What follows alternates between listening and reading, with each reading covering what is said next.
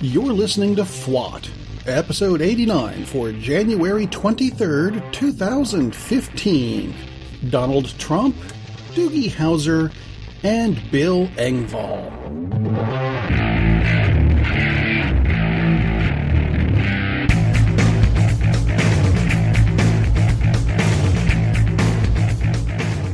Welcome to FWAT. I'm your host, Rob Steele, and this is the show that gives you all the news you need to know, and probably some you don't, all in about 10 minutes. Let's start off with the State of the Union speech, or at least what I got out of it. Basically, what Obama said was, if anyone tries to pass a bill that undoes any of the good I've done, like healthcare or sanctions or climate control, I'm going to veto it. Well, duh. Of course, what possible reasons could anyone have for wanting to undo these things? I mean, they're helpful. The only thing that it could do would be to actually hurt Americans. I mean, yeah, okay, it might save some 1%ers some money. But seriously, they have money, so shut the fuck up.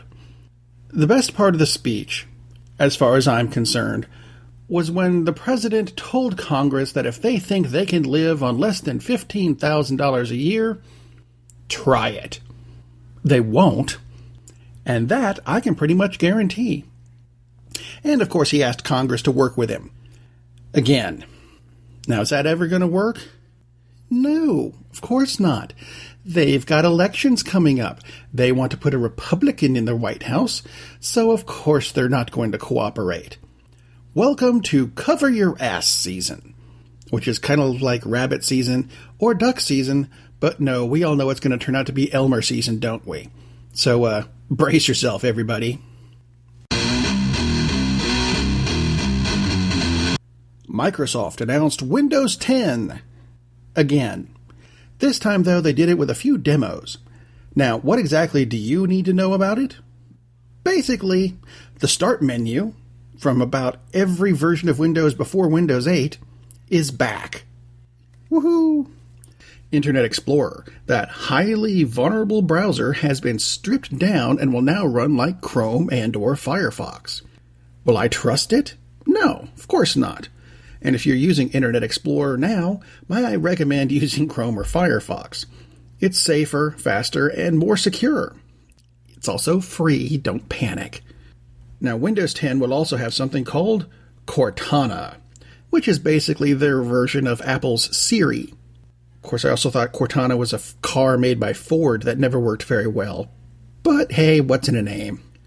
Apparently, Windows 10 will also come with HoloLenses, which look like an old Nintendo system device that we had back in the late 80s, early 90s. But this one produces holograms that you can interact with. And you know what? I'm not going to hold my breath on that last part. I mean, it might look good, but I can't see it being terribly functional. Yet. Good idea. But seriously, I can't see us being there yet. I saw an article that was circulating recently about a 17-year-old boy who dressed in a white lab coat, wore a stethoscope, and somehow passed himself off as a doctor for a month in the OB/GYN section of a prominent Florida hospital recently. Now, there was a lot of talk about how he has mental issues and he wasn't on his meds, but I think the bigger story here was kind of glazed over. He pretended to be hospital staff for a month. I mean, did no one ever talk to the guy? Did no one ever think at any point, hey, when did we hire Doogie Howser? No. He was there for a month. Now, allegedly, did he treat anyone? No. They kind of figured that bit out. But am I the only one who thinks the real issue here is the almost complete lack of security in this hospital, who I'm not going to defame by mentioning their name here. Although you can check it out online, it's very easy to find.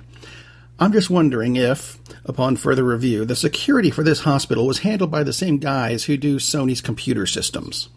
Just about as effective, anyway. Here's something I normally wouldn't cover, but it's too weird to pass up. Did you know there was a Miss Universe pageant recently? Yeah, I don't keep track of those things either, but there was a controversy in this one. Apparently, at some point, Miss Israel and Miss Lebanon were in the same selfie. They were smiling and happy and everything, and you know what? They were getting along just fine. No big deal, I think. But this photo made it back to Lebanon, and it made it back to Israel, where both of them got chastised. Don't you know we're their sworn enemies, they both said to each of them, separately? You should have been at each other's throats, not drinking water and taking selfies and smiling. Now here's the even more bizarre part of this story. Donald Trump, yeah, him, said something about this controversy. He said they're at the Miss Universe pageant where they bring people together. So let's get together and no more fighting. You know what? I've never agreed with Donald Trump on anything that I know of. Except this. Donald Trump, brace yourself, has a point. Yeah, who knew?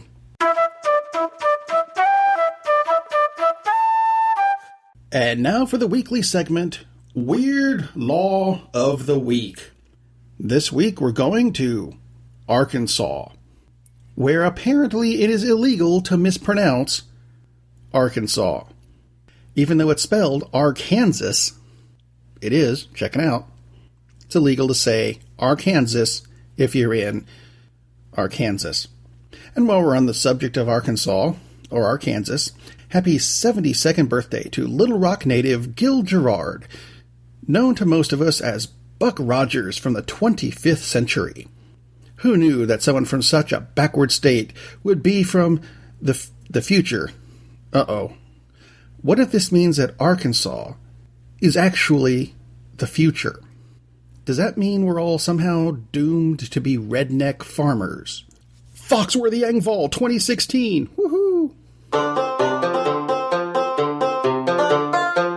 And since it's a slow news day, I want to bring this up just to get some ideas of what you guys think of it. It's kind of Arkansas related, which I can say since I'm not in that state. And in that, I mean, I want to bring up something about Kansas, next door neighbor. Rather than build that pipeline, which actually does nothing for the country in the long term, let's move Washington, D.C. Let me explain. When you build a capital, you want it to be centrally located.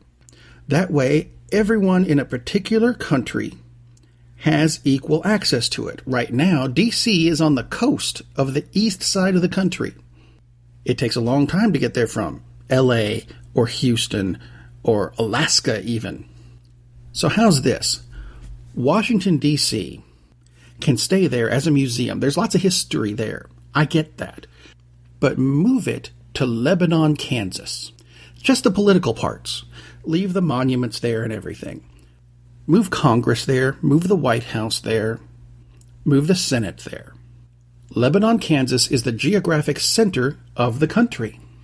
We can spend a lot of money getting jobs in the middle of the country where everyone has equal access to the capital. That is a way to create jobs.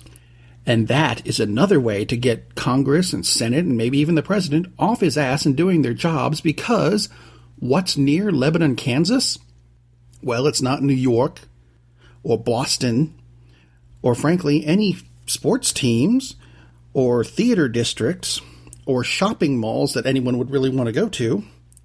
Well, yet, anyway. So what does Congress and Senate have to do there? Focus on their jobs. What a concept, right? Let me know what you think about that. Go to the website, fwatpodcast.com. You can get links to my Facebook page. You can get links to my Twitter account.